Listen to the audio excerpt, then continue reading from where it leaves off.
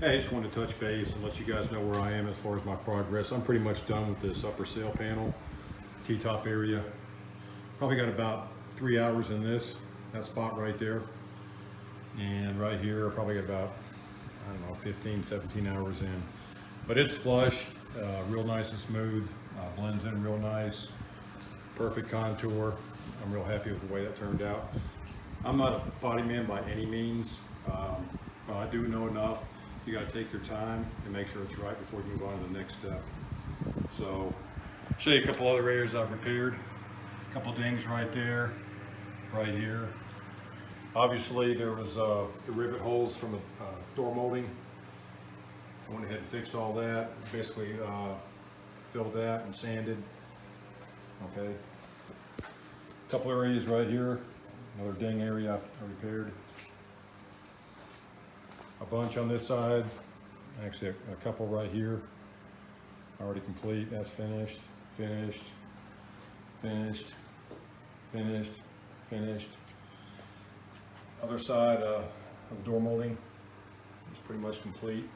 Just a couple areas I got to touch up. Remember the dent I had under the rear corner spoiler? That's it. It's pretty much finished.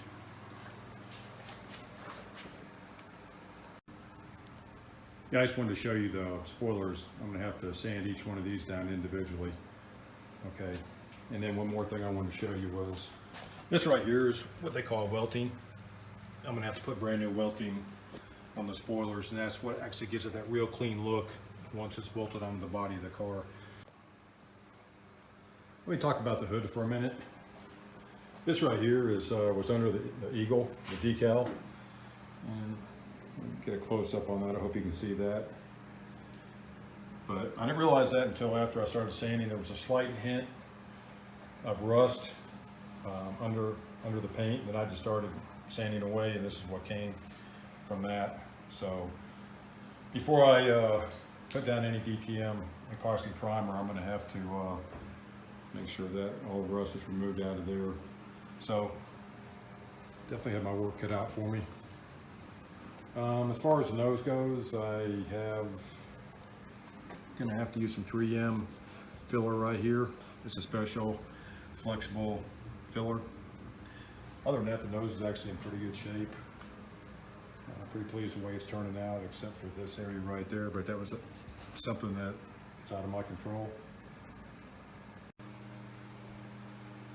The rest of the process is basically, I'm going to remove the rust from inside these pits.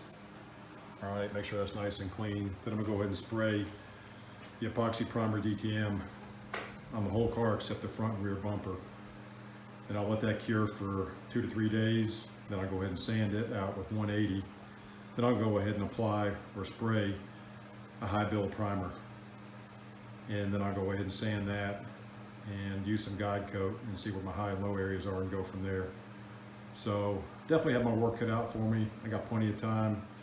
Nothing but time to make sure this car turns out right. So stay tuned, and I'll talk to y'all later.